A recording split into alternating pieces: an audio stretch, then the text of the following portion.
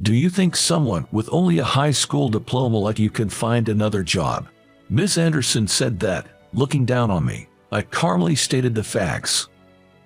About that, actually, I'm about to become the head manager at your workplace. What? What do you mean? Ms. Anderson was shocked, but this was undeniably true. My aspiration to work in department stores stems from my experiences during my childhood. I was very close to my grandfather and was heavily influenced by him, as he was a department store manager himself. My name is Cody Green. I'm a 24-year-old working professional. By the way, I'm single and don't have a girlfriend. Currently, I work at a large department store. I started working there right after high school, so this is my 6th year in the workforce.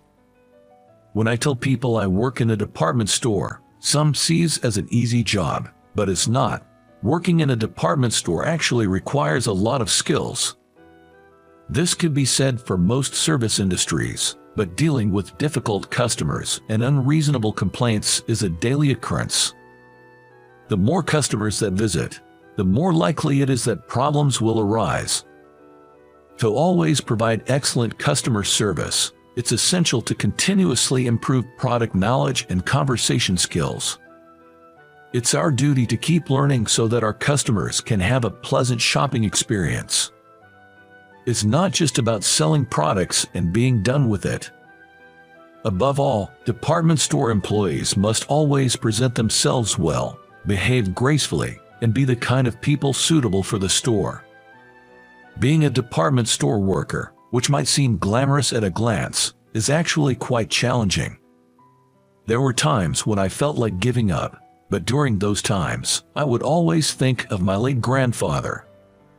My grandfather passed away when I entered elementary school, but until then, he had always managed a department store inherited from his father in our local town. The department store my grandfather owned was not very large, perhaps because it was a family business. However, with the expertise he'd accumulated over the years, it was always bustling and beloved by the locals. With its glitzy displays and the constant stream of people, the department store always felt like a vibrant festival. Watching the delighted customers shopping would always make my young heart leap with joy. I loved the special atmosphere of the store, filled with my grandfather's touches. Whenever I had the chance, I used to visit the department store. My grandfather, always in a sharp suit and efficiently managing his tasks, radiated a youthful energy despite his age.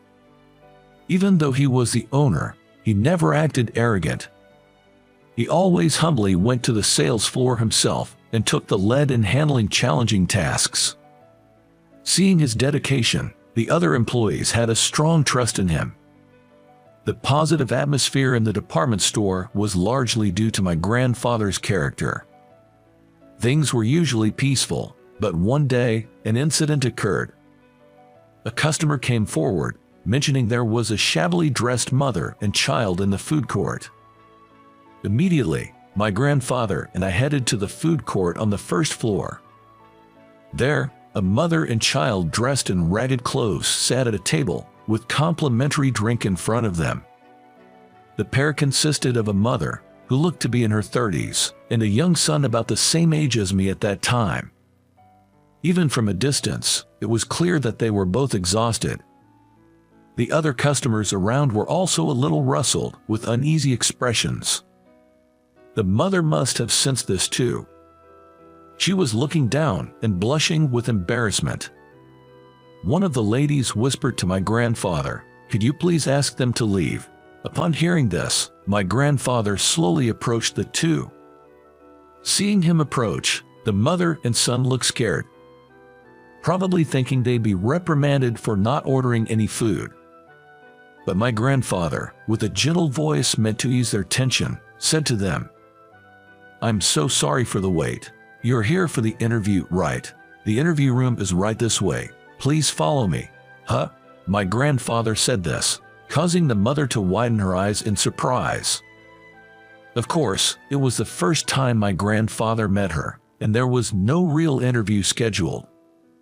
but he acted quickly to ensure the two of them wouldn't attract any more attention from curious onlookers. Leading them with a professional air, he guided them to the reception room, saying, "Right this way." Once in the reception room, he offered the mother and child drinks and a variety of snacks. Upon asking the mother her name, it was revealed that she was named Karen. And apparently, her son, named Taylor, was around my age. Taylor seemed quite hungry, his eyes shining at the sight of the snacks. Karen apologized profusely to my grandfather. "I'm so sorry for coming to the department store looking like this. We've startled other customers and caused a nuisance." Despite her disheveled appearance, Karen's demeanor and way of speaking were surprisingly refined. Both my grandfather and I were taken aback. Taylor also began to eat the snacks neatly after saying thank you. This parent and child seemed to have proper manners and social skills. "It's no trouble at all, but if you don't mind sharing, is there something difficult going on?" "Well, my husband was abusive, and I managed to escape with my child. Daddy was really scary." "That sounds tough," I said to Taylor, feeling sympathetic even at his young age. "At first, we stayed in hotels to avoid sleeping outside, but we ran out of money, and that's why we were in the food court. I'm truly sorry. There's no need to apologize so much. We've had folks like you come into this department store before. In fact, I have some pamphlets from social services. Would you like some information?" Seeing this, my grandfather handed her a brochure. Karen thanked my grandfather multiple times. "Thank you. I never knew there were shelters for women suffering from domestic violence. I think we'll seek help from them first." As Karen prepared to leave with Taylor, then my grandfather said, "Thank you so much for coming. And by the way, Karen, you passed the test." "Huh? What are you talking about?" My grandfather, with a smile, explained. "I'm talking about a job interview. If you're willing, I'd like to formally hire you as a full-time employee here." "Me, a full-time employee?" "Yes. In speaking with you, I see that you have a good interpersonal skill set. This department store also provides you with a uniform and a daycare service for your children. We would very much like to work with you." Tears filled Karen's eyes at my grandfather's words. She kept saying, "Thank you," with a voice thick with emotion. Even now, 20 years later, that moment remains vivid in my mind. I aspired to be just like my grandfather, a man full of integrity and justice, in that moment. Good morning. From that day on, Karen began working as a full-time employee at the department store. Though she looked worn out when we first met, once she applied some makeup and wore the store uniform, she looked entirely different. Karen turned out to be a stunningly beautiful woman. Her polished demeanor meant she quickly fit into her new role. Customers praised her for her pleasant customer service. With a stable salary, Karen's life began to stabilize. While she worked, Taylor spent his time in the daycare. I often played with him there. "Hey, Taylor, I'm sorry it's just hand-me-downs, but I'm giving you some clothes." Saying that, I gave my clothes to Taylor. I knew Taylor's family was still struggling financially, so I wanted to help out. My mom had suggested it.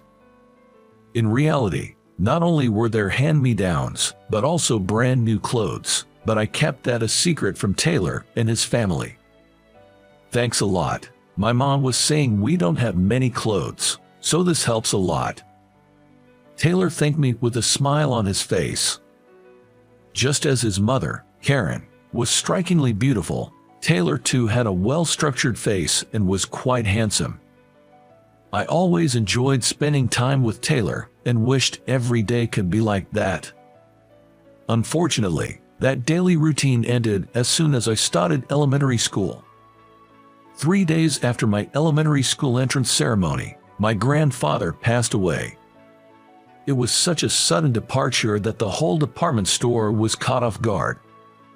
Initially, my dad took over the department store, but then a new problem arose. A nationwide chain shopping mall had opened nearby, and the customers started flocking there. The timing was bad because our store was in the middle of a management transition, which probably contributed to the problem. In the end, our struggling department store was merged into the large mall. It's all because I wasn't good enough. I've really let everyone down. My father was deeply saddened by the whole situation. But sometimes it's just bad luck. My mom and the other employees didn't solely blame my father for everything. It's sad that the memories of the department store with my grandfather are gone, but sometimes you just have to accept fate. I tried to move on from the loss of Karen and Taylor by constantly reminding myself of that. Thanks to my father's connections, Karen got a full-time job at a department store in a neighboring state. Karen came to say her thanks when she was leaving. I can't thank you enough for all the help and for introducing me to my new job. No problem at all. You've contributed a lot to the department store.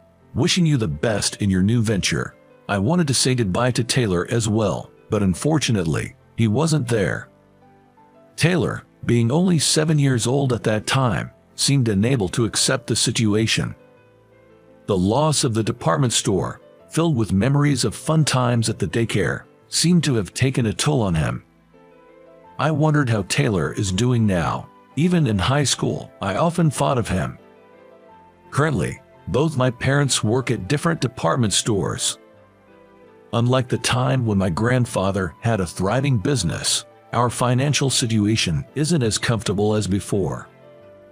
But we're a close-knit family, and we're content with our lives. I'm sure my grandfather in heaven would want nothing more than to see us happy.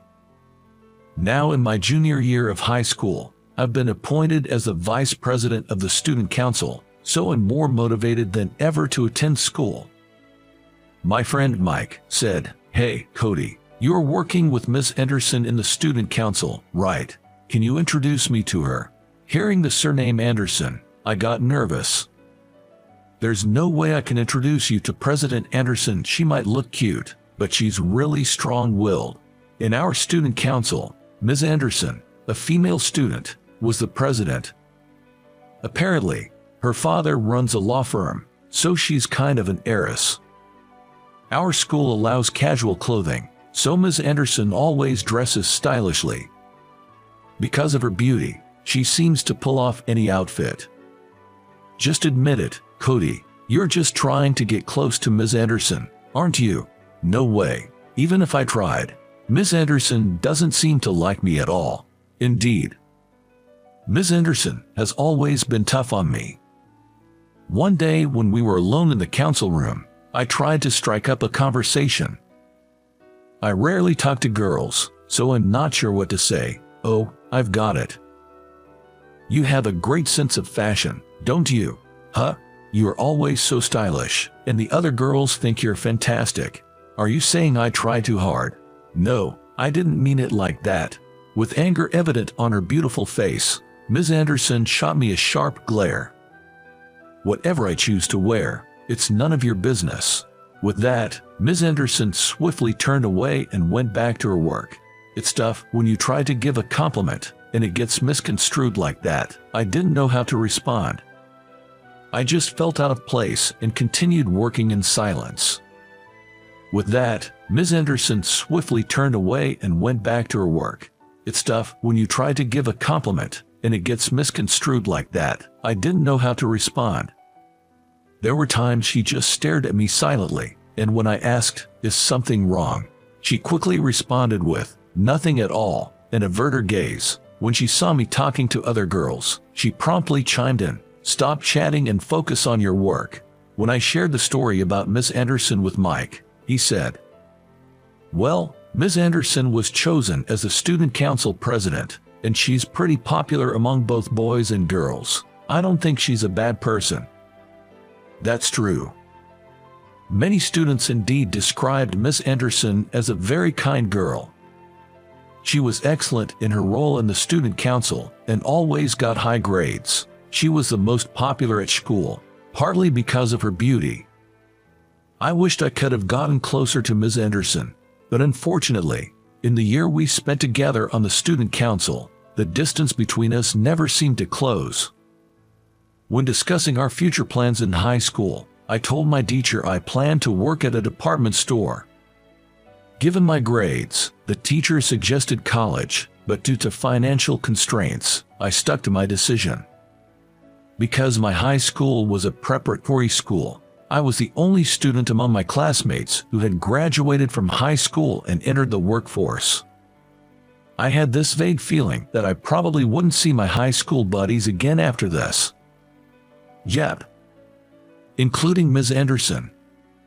Let's take a graduation photo together. On graduation day, a lot of girls gathered around Ms. Anderson, and they all took a commemorative photo together. It was the first time I saw Ms. Anderson, who usually appeared reserved, laughing so openly and cheerfully. For some reason, my heart raced. While I often said I wasn't comfortable around Ms. Anderson, I might have had a soft spot for her. I'm not saying I wanted to date her, but I do wish we could have had better conversations. With that thought, I left the school building. 6 years after graduation, just when the sweet and bitter memories of youth were fading, I received an invitation for a reunion. The invite was for our entire grade to have a reunion at a fancy hotel. Looking at the invitation, I was surprised to see that Ms. Anderson was one of the organizers.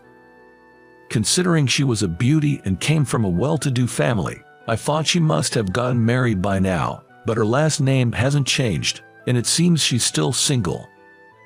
It's not like I'm going for Ms. Anderson, but I decided to attend the reunion anyway. And then came the day of the reunion. Heading to the hotel, there were far more attendees than I expected. Upon entering, I received a sheet listing all the participants from one of the organizers. The sheet had sections for current status, a message to your high school self, current occupation, and we could learn about everyone's recent life. Come to think of it, this questionnaire was in the invitation.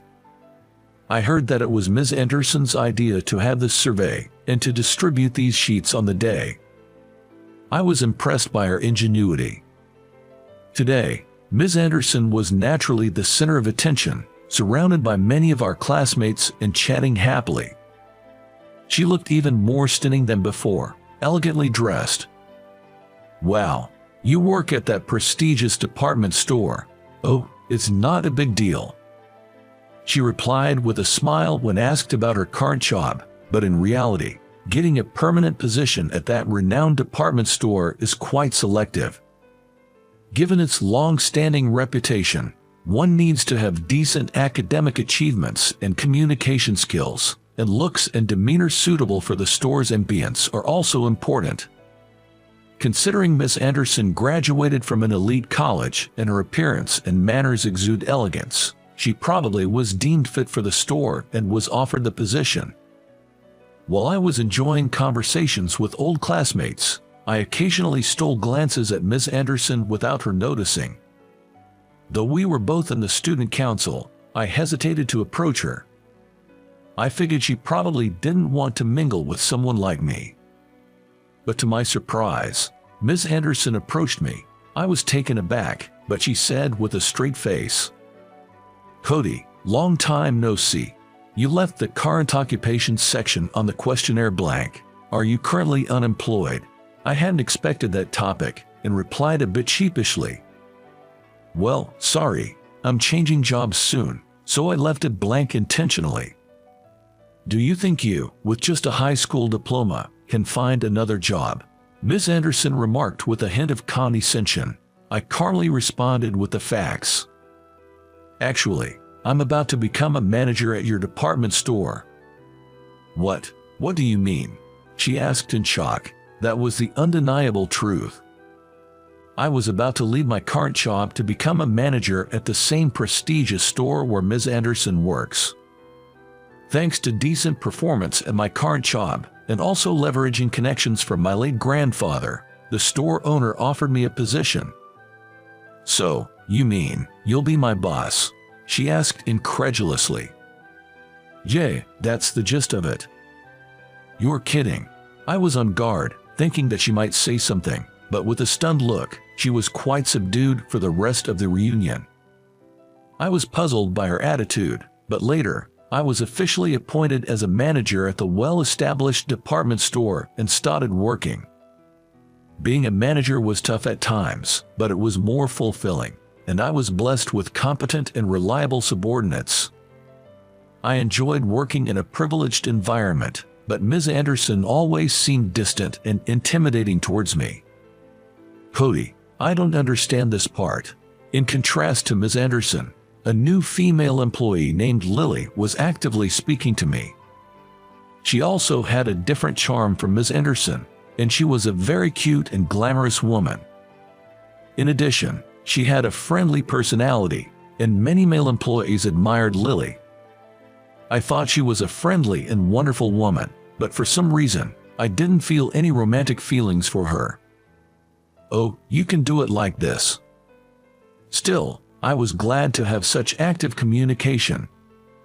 I believed that proper collaboration would make the atmosphere in the company even better. But for some reason, whenever I was talking to Lily, Ms. Anderson jumped in right away. Hey, Lily, if you don't understand something, ask me or others. Yikes, Ms. Anderson. What's with the yikes? Manager has more important work to do. Come to think of it, this kind of thing happened in high school too. When I talked to another girl while working for the student council, Ms. Anderson would say work. I wonder if I look like I'm slacking off in her eyes. I gently quieted her. Ms. Anderson, well, I think I need to understand what pots the new employees find difficult to understand as a manager, so if I'm really busy, I'll ask another employee, so you don't have to worry about me that much. I intended to convey it in a gentle tone, but she didn't seem to like it. You're being all sweet to female employees. That's sexual harassment. She left after saying that. What's with her attitude? I feel the same way as Lily did. I wondered why Ms. Anderson, who is usually such a competent woman, becomes emotional about me. I wondered if, just like in high school, I will continue to spend all my time like this without ever being able to understand her. I was worried about Ms. Anderson, but one day there was a drinking party at my company. The first party was held in a serious atmosphere, but as it went to the second and third parties, members were divided by department, and before I knew it, I was having a third party with members of my department. Cody, please drink more. Oh, I'm good. Lily and almost everyone else was drunk, and they drank a lot and were completely drunk. But only Ms. Anderson didn't talk to anyone and was quietly drinking by herself. I was worried about her as a manager, and I couldn't enjoy drinking as I wanted to. I wonder why I'm so concerned about her. Let's stay together tonight. Lily, you're a little too drunk. With the help of alcohol, Lily approached me more aggressively than usual. I was wondering how to deal with it when suddenly Ms. Anderson started crying. Sob. Ms. Anderson, are you okay? What is it? The other members, including Lily, didn't seem to notice that Ms. Anderson was crying because they were drunk. I wanted to discreetly get her out of there without anyone noticing. I told her, Ms. Anderson, you don't seem to be feeling well. I'll drive you to the station, and I left the party right then. Everyone was already drunk, so when the two of us disappeared, nobody seemed to notice or care. I first took Ms. Anderson to a nearby park. I figured if we sat on a bench there, she might calm down for a moment. After handing her a bottle of water I bought, she took a sip and appeared a bit calmer. Ms. Anderson, what's wrong? Did something happen? As I asked this, she looked at me, her eyes filled with tears. I thought Lily would take you, Cody, from me, and it made me so sad. What?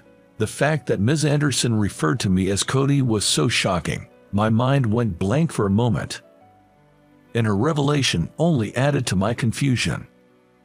Ms. Anderson, are you drunk? Yeah, if I wasn't drunk, I wouldn't be able to express my feelings this way. Oh, the good old days, back when all we did was innocently play together. I had no idea what she was talking about. You mean back in high school?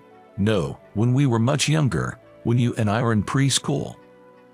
Ah, it then hit me. I realized Ms. Anderson's first name was Taylor. I had always addressed her by her last name, but she was actually Taylor. But I remembered playing with a boy. Wait, but your surname was different, and besides, wasn't Taylor a boy's name back then? Back then we were Sopo. I had a short haircut and mostly wore hand-me-downs, so everyone thought I was a boy. I wanted to tell everyone I was a girl, especially after Cody gave me his old boy clothes, but it became even harder. Also, my mom remarried, so my surname changed. I couldn't believe it. The popular girl in school, Ms. Anderson, was that Taylor? I was dumbfounded for a moment. Now that I think of it, Ms. Anderson does resemble Taylor's mom. To think that Taylor had grown up to be such a beautiful and mature woman was all too shocking. Tears rolling down her face, she continued. Remember, I never said goodbye to you in the end when we were little. I understand now, as an adult, how heartbroken I was when our favorite department store closed down. I somewhat resented you and your parents. Ms. Anderson, I know it couldn't be helped, but in high school, I hated how I treated you so coldly. I wanted to come forward and say it's me, Taylor, but I didn't want you to see my weak side from back then. So, I dressed up and focused on my appearance. Now that we work together again, I still can't be honest with my feelings. It's pathetic, and that's why I broke down. I'm truly sorry. Taylor. For the first time in ages, I called her by that name. She looked surprised for a moment. I missed the department store owned by my grandpa too, but our friendship is forever, and the memories will always be with us. Nothing has changed between us. We can always start anew. Cody. Taylor called out my name and clung to me.